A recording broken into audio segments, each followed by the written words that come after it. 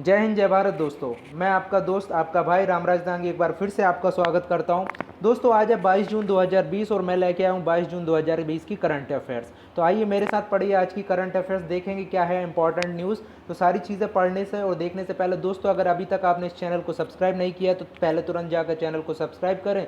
साथ ही साथ bell icon को दबाना ना भूलें, जिससे आने वाले सारे वीडियोज़ की जो नोटिफिकेशन आपको टाइम पर मिलते रहें। तो बढ़ते हैं आज हमारे पहले क्वेश्चन की तरफ।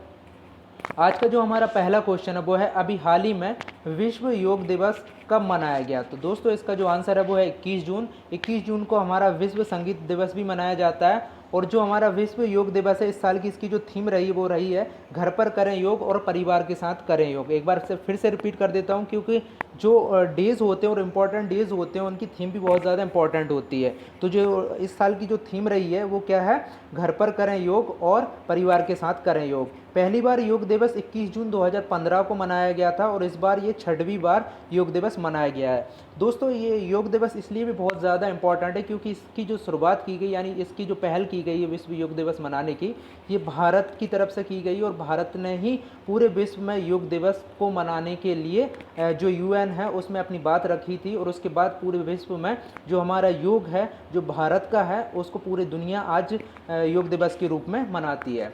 तो इसलिए ये बहुत ज़्यादा इंपॉर्टेंट हो जाता है। अगला बढ़ते हैं हमारे अगले क्वेश्चन की तरफ। आज का जो हमारा अगला क्वेश्चन है वो है कोविड-19 के रोगियों के लिए अभी भारत में एक दवा लॉन्च की गई है, उसका नाम क्या है। तो दोस्तों इसका जो सही आंसर है वो है फेविफ्लू। अभी ये जो फेविफ्लू जो दवा लॉन्च की गई है कोरोना वायरस के रोगियों के इलाज के लिए, इसको ग्लेनमार्क कंपनी द्वारा बनाया गया है और ये हल्के संक्रमण रखने वाले रोगियों के लिए उपयोगी बताई जा रही है। और इसको अभी DCGI द्वारा अनुमति भी दे दी गई है। अब आपके माइंड में तुरंत ये सवाल आया कि ये DCGI क्या है। तो जो DCGI है दोस्तों, ये drug control general of India है, इसके द्वारा इसको अनुमति दी गई है। यानी जो ड्रग और जो दवाइयों को कंट्रोल करता है, ये एक ऐसी संस्था है जो सारी चीज़ों को कंट्रोल करता है। तो उसके द्वारा एक आपको अनुमति लेनी होती है, तो उसके द्वारा भी इस जो दवाई है उसको अनुमति दे दी गई है। अगला क्वेश्चन देखते हैं। आज का जो हमारा अगला क्वेश्चन है वो है अमेरिका की पत्रिका टाउन एंड कंट्री द्वारा जारी 2020 सूची में लॉकडाउन के दौरान किए गए समाज सेवा कामों की वजह से भारत की किस सामाजिक संस्था को सूची में शामिल किया गया है। एक बार क्वेश्चन को फिर से सुन लीजिए दोस्तों। अमेरिका की पत्रिका टाउन एंड कंट्री द्वारा जारी 2020 सूची में लॉकडाउन के दौरान किए गए समाज सेवा कामों की वजह से भारत की किस सामाजिक संस्था को सूची में शामिल किया गया है। तो इसका जो सही आंसर है वो है रिलायंस फाउंडेशन। अब रिलायंस फाउंडेशन की जो फाउंडर हैं वो नीता अंबानी और इसकी जो फाउंडर एक और हैं जो मुकेश अंबानी इनके पति हैं, वो दोनों ये इसके फाउंडर हैं। और इसकी जो स्थापना हुई थी वो 2010 में हुई थी। और अभी हाल ही में लॉकडाउन के दौरान इसके द्वारा अन्ना सेवा मिशन करके भी एक मिशन चलाया गया था, जिसमें ज़रूरतमंदों को खाना खिलाया गया और जो अनाज है उसका वितरण किया गया था। तो अगला क्वेश्चन देखते हैं। अगला जो क्वेश्चन है वो है अभी हाल ही में JSW सीमेंट का ब्रांड एम्बेसडर किसे बनाया गया है। तो इसका जो सही आंसर है वो है सौरभ गांगुली और सुनील छेत्री। एक बार फिर से रिपीट कर देता हूं, अभी हाल ही में JSW सीमेंट का ब्रांड एम्बेसडर किसे बनाया गया। तो दोस्तों इसका जो सही आंसर है वो है सौरभ गांगुली और सुनील छेत्री। अब इनके बारे में थोड़ी सी डिटेल देख लेते हैं, अतिरिक्त तथ्य जो हैं। सौरभ गांगुली BCCI के वर्तमान में अध्यक्ष हैं और BCCI का जो मुख्यालय है वो मुंबई में है। और जो सुनील छेत्री हैं अभी ये वर्तमान में भारतीय फुटबॉल टीम के कैप्टन हैं। और जो JSW कंपनी जिसने इन्हें ब्रांड एम्बेसडर बनाया, इसका मुख्यालय मुंबई में है। तो इतना सब इसके बारे में हमको याद रखना है। अगला क्वेश्चन देख लेते हैं। आज का जो हमारा अगला क्वेश्चन है वो है साल का सबसे लंबा दिन कौन सा होता है। तो दोस्तों इसका जो आंसर है वो है 21 जून साल का सबसे लंबा दिन होता है। अब बात आती है कि जब 21 जून सबसे लंबा होता है तो सबसे छोटा कौन सा होता है। तो जो सबसे छोटा दिन होता है साल का वो 22 दिसंबर होता है। अब छोटे और बड़े की बात तो हमने कर ली, तो छोटे और बड़े के अलावा जो बराबर दिन होते हैं साल के वो कौन कौन से होते हैं। तो 21 मार्च और 23 सितंबर जो होता है, ये 2 दिन ऐसे हैं जो साल में बराबर होते हैं, इसमें दिन और रात। तो दोस्तों इतना सब आपको इस बारे में भी याद रखना है। अब एक बार फिर से मैं इस चीज़ को रिपीट कर देता हूँ ताकि आपके माइंड में फिट हो जाए। और मेरे साथ आप भी इसको रिपीट कीजिएगा, मतलब मेरे साथ दोहराइए, जिससे ज़्यादा चीज़ें आपके माइंड में तुरंत याद हो जाएँ और तुरंत आप माइंड में रख पाएँ चीज़ों को और समझ पाएँ। तो दोस्तों 21 जून साल का सबसे लंबा दिन होता है, सबसे छोटा दिन 22 दिसंबर होता है। 21 मार्च और 23 सितंबर जो हैं ये बराबर होते हैं, यानी इसमें दिन और रात बराबर होते हैं। अगला क्वेश्चन देखते हैं। अगला जो क्वेश्चन है वो अभी हाल ही में PFP का नया चेयरमैन किसे बनाया गया? दोस्तों इसका जो सही आंसर है वो उर्जित पटेल। अब उर्जित पटेल की जब बात होती है तो उर्जित पटेल हमारे RBI के गवर्नर भी रह चुके हैं 2018 में, जब नोटबंदी हुई थी उस टाइम पर। तो उस वक्त में हमारे जो RBI के गवर्नर थे वो उर्जित पटेल थे।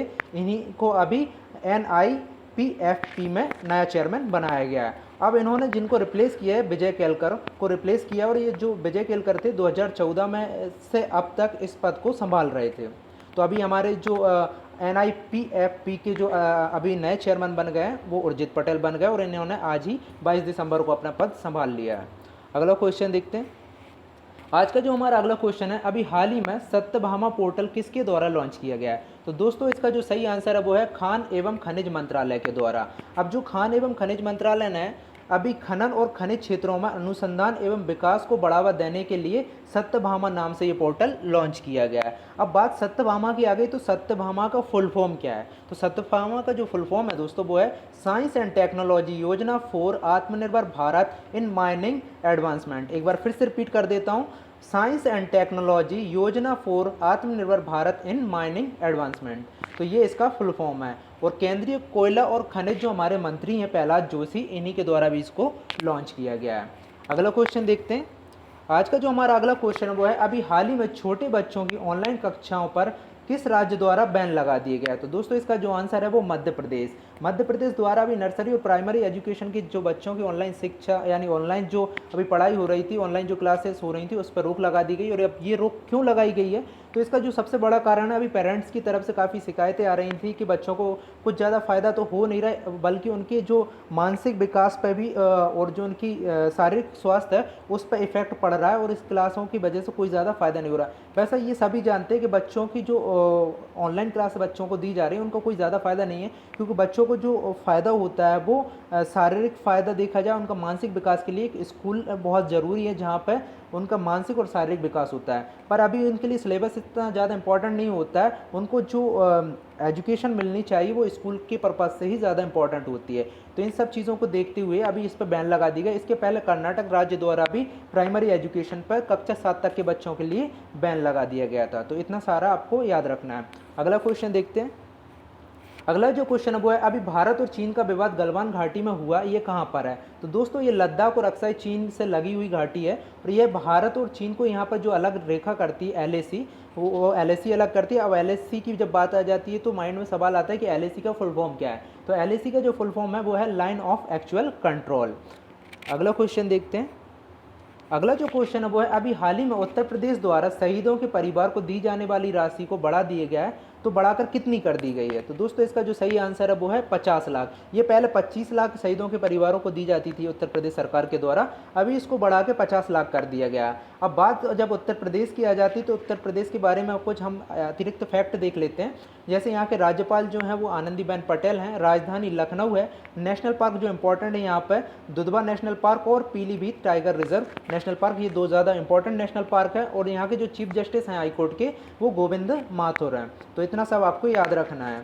तो दोस्तों ये थे आज के क्वेश्चन जो हमने पढ़े। अगर ये वीडियो आपको पसंद आता है तो ज़्यादा से ज़्यादा इस वीडियो को शेयर करें, लाइक करें, कमेंट करें और चैनल को सब्सक्राइब करना ना भूलें। तो दोस्तों आज के लिए बस इतना ही। जय हिंद, जय भारत।